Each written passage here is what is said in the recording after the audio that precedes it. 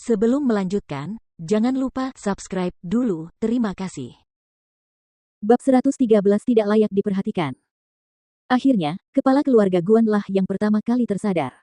Ia berdiri sambil tertawa dan berjalan ke arah Guan Xilin, tampak terkejut dan berseru dengan gembira, "Xilin, kau akhirnya kembali. Semua orang di keluarga sangat mengkhawatirkanmu.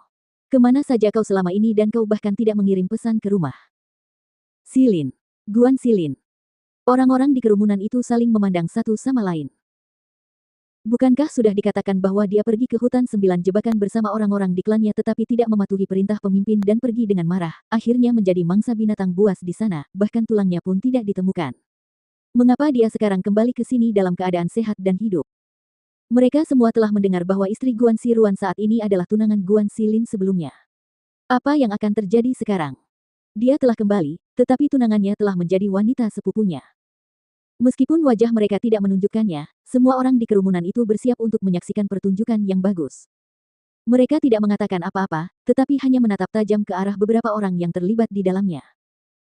Guan Xilin menatap kepala keluarga dan tidak mengucapkan sepatah kata pun, ekspresi wajahnya serius, bahkan tidak ada sedikit pun senyuman. Melihat wajah tanpa ekspresi itu, wajah kepala keluarga Guan pun menjadi gelap, dan dia bertanya dengan suara yang dalam, "Ada apa? Pamanmu menanyakan sesuatu padamu jadi mengapa kamu tidak menjawab?" Tatapan Guan Xilin tertuju pada sepupunya yang tengah berusaha sekuat tenaga untuk menekan rasa panik dan bersalah di dalam hatinya, dan dia menjawab dengan nada dingin, "Saya kembali ke sini untuk mengikuti kompetisi." Sambil berbicara, dia sudah berjalan ke arah depan. Kepala keluarga Guan terkejut ketika alisnya berkerut untuk melihat Guan Xilin. Awalnya dia ingin menghentikan Guan Xilin tetapi akhirnya tidak mengatakan sepatah kata pun. Dari sudut pandangnya, Guan Xilin tidak akan sebanding dengan putranya, dan naik ke atas panggung sama saja dengan mencari masalah.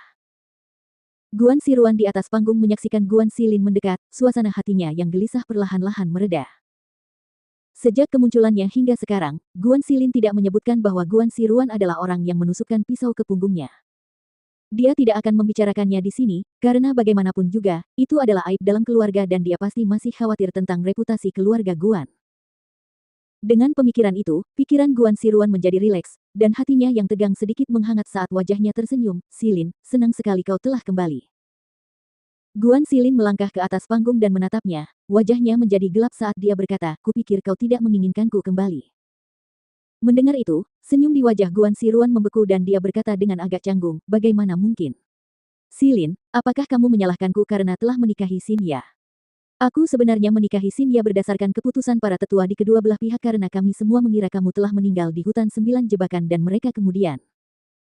Ketika kerumunan orang di bawah panggung mendengar kata-kata itu, mereka mengangguk pada diri mereka sendiri dalam diam. Wajah Xilin ini tidak terlihat terlalu baik, itu pasti karena tunangannya telah menikah dengan sepupunya. Kalau tidak, dia tidak akan menunjukkan wajah yang begitu gelap kepada kepala keluarga Guan. Di pihak wanita, Xinya setelah mendengar kata-kata yang diucapkan di atas panggung telah memasang wajah yang menunjukkan penyesalan dan mencela diri sendiri dan dia berkata dengan suara yang lembut dan ramah, "Xilin, aku hanya membatalkan pertunangan berdasarkan pengaturan yang dibuat oleh para tetua dari kedua belah pihak dan menikahi Xiruan setelah itu. Aku harap kamu tidak menyimpan dendam terhadap keluargamu karena aku. Jika ada yang harus disalahkan, kamu hanya bisa menyalahkan takdir bahwa kita tidak ditakdirkan untuk bersama." Akan tetapi, setelah mendengar kata-kata yang akan diucapkan Guan Xilin setelah ini, wajahnya langsung pucat pasi, berubah menjadi pucat pasi dan sangat terhina. Guan Xilin menatapnya dengan pandangan meremehkan dan dengan lengan terlipat di dada, dia berkata dengan nada mengejek, "Kau terlalu memikirkan dirimu sendiri. Seorang gadis yang pikirannya pelin-pelan dan sangat sombong tidak layak bagiku, Guan Xilin, untuk memberinya perhatian." "Guan Xilin, itu keterlaluan." Ayahku melompat berdiri sambil memukul meja dengan tangannya. Melihat putrinya dipermalukan di depan semua orang seperti ini, wajahnya berubah marah. Guan Xilin tersenyum dingin kepada Pastor Ke sambil menoleh untuk menatapnya, "Bukankah semua yang kukatakan itu benar? Bukankah dia berpikiran pelin-pelan, hanya mencari keuntungan untuk dirinya sendiri, dan mengejar kedudukan yang lebih tinggi hanya untuk memuaskan kesombongannya sendiri?